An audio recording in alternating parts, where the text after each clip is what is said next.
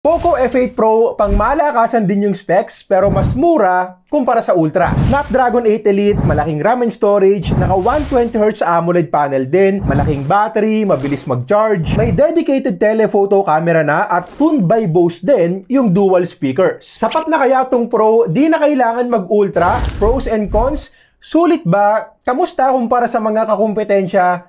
Pag-usapan natin. Una muna, kinonfirm na sa atin ng Poco na may included charger daw sa box yung mga units na dadating dito sa Pilipinas. So, complete accessories pa rin naman. At good news to kasi ang gara naman kung gagastos pa tayo ng 1K para sa charger. Balita ko, 2 Noche Buena na rin daw yun. Sira ulo. Get some help.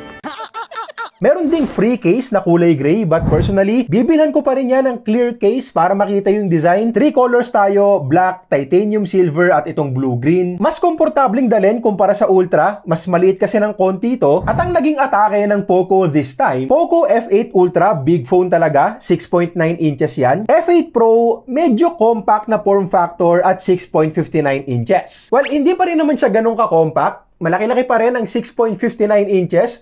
But still, kumpara nga sa Ultra na version, mas okay to for one-handed use, mas madaling abutin yung mga sulok-sulok ng screen, at mas magaan din ng konti. In terms of build naman, glass back panel din, metal frame, Corning Gorilla Glass 7 eye protection para sa display, at IP68 rated na rin. So, pang flagship na rin talaga, premium feels, at panalo yan para sa presyo, dahil kung titignan natin, hindi lahat ng brands kayang mag-offer ng ganitong klaseng build sa ganitong presyuhan. At yan din yung sitwasyon pagdating sa performance nitong F8 Pro. Wala pa kasing 25K yung presyo ngayong naka-promo at pag ginamitan pa natin ng vouchers, click nyo yung YouTube Shopping tab dyan para makuha nyo yung best price and promo. At kung pagbabasihan yung 25K pricing, not including the China ROM phones, eto yung pinaka or at least isa sa pinakamalalakas ngayon. Gamit nga kasi yung last year's flagship ng Qualcomm na Snapdragon 8 Elite, LPDDR5X memory and UFS 4.1 storage din tulad sa Ultra. And syempre mas malakas na yung latest 8 Elite Gen 5. Pero para sa karamihan ng mga applications natin ngayon, honestly, overkill pa to. At malamang hindi mo rin ma-maximize palagi. Kung gagamitin mo for heavy video editing or heavy gaming, yan, mas ramdam yung ekstrang bilis or ekstrang lakas nung latest 8 Elite Gen 5. But still, very capable pa rin itong 8 Elite. Flagship performance pa rin. Over 3 million pa rin yung score sa latest Antutu benchmark. No lags pa rin sa mga everyday apps natin. Swabe lang, mabilis mag-open yung mga applications. Tulad ng Ultra, naka HyperOS 3 na rin based on Android 16. 4 major upgrades and 6 years na security patches ang pangako ng Poco para dito. User interface, okay din sa akin. So, ang reklamo ko lang talaga sa software ay yung ads and bloatwares. Bukod kasi sa maraming lumalabas na ads, madalas sugal pa yung pinapakita. At X tayo dyan. Turn off nyo na lang kaagad sa settings bago pa kayo maengganyo. Bloatwares, uninstall na lang din natin. Medyo marami din kasi. And yes, isa to sa mga diskarte ng Poco para mabigyan tayo ng mas magandang presyo na kailangan tanggap mo bago ka bumili. So, usapang gaming naman, of course, very capable din.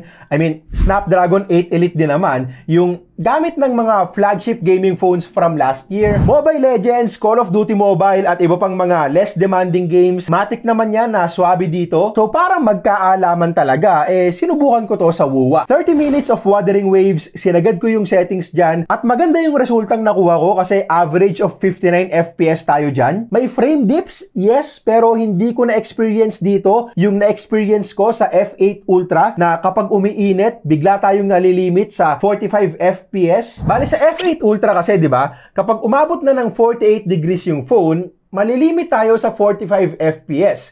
Then, magko-cool down, babalik ulit yung limit sa 60 FPS, iinit ulit, so babalik ulit ng 45, at paulit-ulit yung nangyayaring ganon.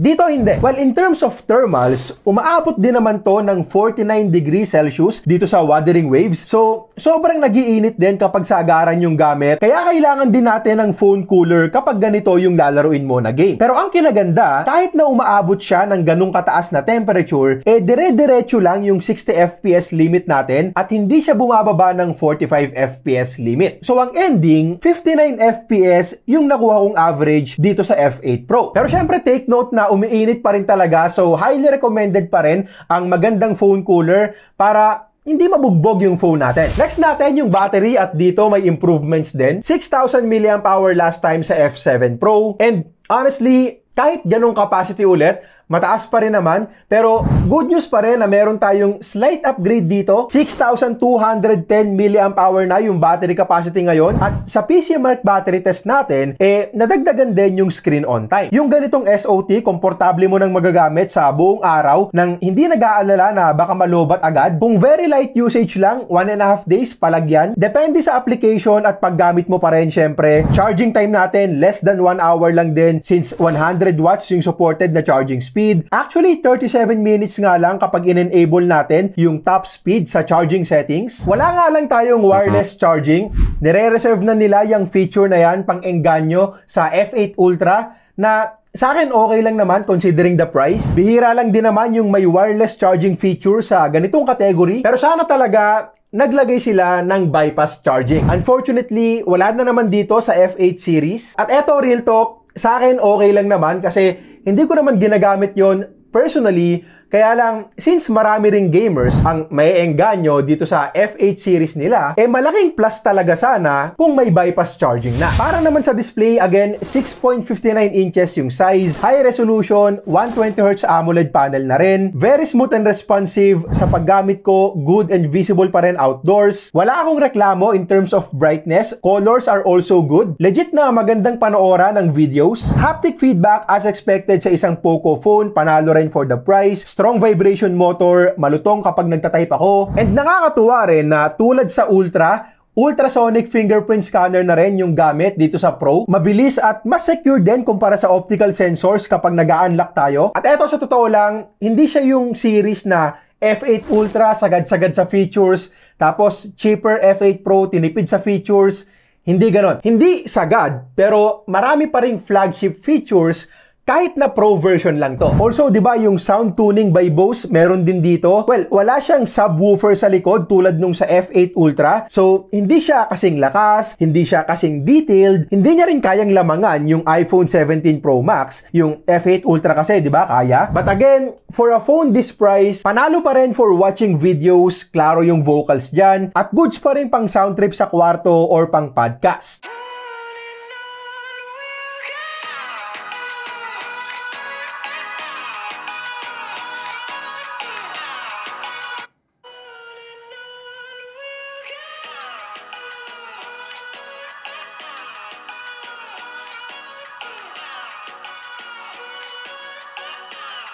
Para naman sa camera, meron tayong 50 megapixel main shooter, 8 megapixel ultra wide, and good news din kasi meron na rin tayong dedicated 50 megapixel telephoto camera with 2.5x optical zoom. Una muna dito sa outdoor shots gamit ang main cam, solid naman, detailed photos, sharp, color-wise may pagka-punchy para buhay yung looks, but hindi naman OA sa tingkad, saktong pop lang para social media ready na. Dynamic range is also decent, kita pa rin yung texture ng clouds, hindi rin super blown out. So overall, kung daylight photos ang usapan sa ganitong price, pasadong-pasado na. Indoor shots, ganun din, detailed and vibrant na hindi OA, kahit na iba-iba yung kulay ng lighting natin sa paligid ng shot na to. Food photography, warm yung lighting sa mga nakainan namin, and medyo sumobra lang ng konti sa pagka-warm yung pictures, but andyan pa rin yung sharpness, details, at nakakatakam pa rin. Nighttime photos are also good kung mailaw sa lugar. Tulad dito, may mga Christmas lights, Christmas tree tayo, yung malaking Uniqlo tree, kuhang-kuha din. May details pa rin sa mukha ng subjects natin dito since may mga street lights din dyan. Dito naman, medyo oversaturated but good-looking photo pa rin. Pero kapag low light conditions na talaga at limited lang yung ilaw sa lugar,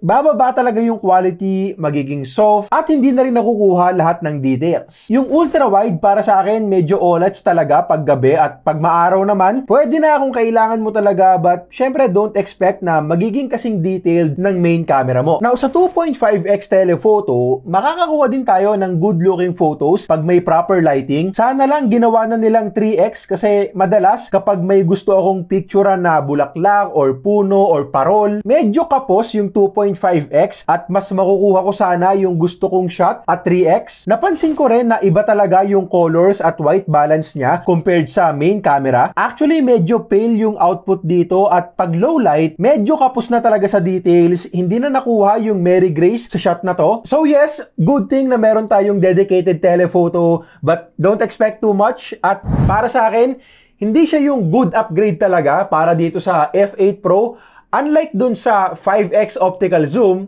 ng F8 Ultra.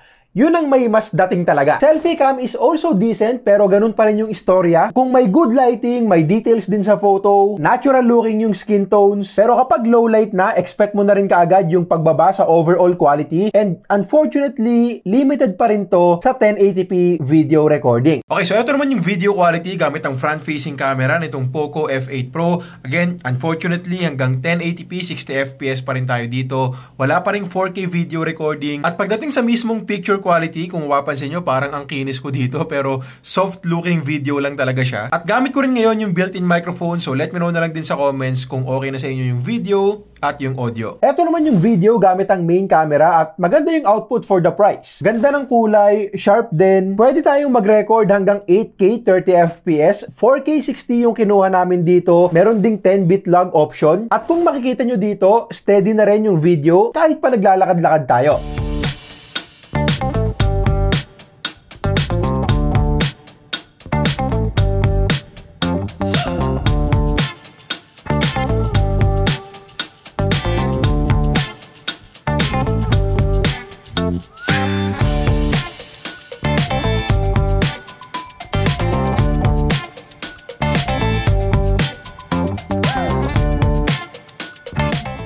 Okay, so ang SRP nitong Poco F8 Pro para sa 12256 ay 29,999 pesos at 31,999 naman para sa 12512. Of course, may early bird offer sila at dahil na rin sa mga vouchers, pwede na lang natin itong makuha for less than 25k. 24,299 sa pag-check ko ngayon habang nire-record ko to. Mabilis ang pros and cons, solid performance, angat talaga yan kumpara sa iba. Maganda yung display, good sounding speakers for the price. Camera performance is also decent, lalo na with proper lighting. Battery and charging, mga panalong aspeto rin. May eSIM support na nga rin pala ngayon. 6 years yung software updates at maganda rin yung build with glass back panel, metal frame at IP68 rating. Cons, umiinit ng sobra kapag heavy yung game. So, phone cooler is required pa rin. Pero, eto sa totoo lang, kahit naman yung mga flagship gaming phones natin, papartneran din natin ng phone cooler kapag Wuthering Waves or Genshin Impact yung nilalaro. Yung ads and bloatwares, sana lang talaga bawasan ng Poco at magawan nila ng paraan na i-filter at wag nang ipakita yung mga sugal na apps. Wala pa ring bypass charging, 2.5x optical zoom is good sana, but sana ma-improve pa nila yung color processing. Tapos yung selfie camera naman ay limited pa rin sa 1080p video recording. So basically halos ganun ulit yung istorya dito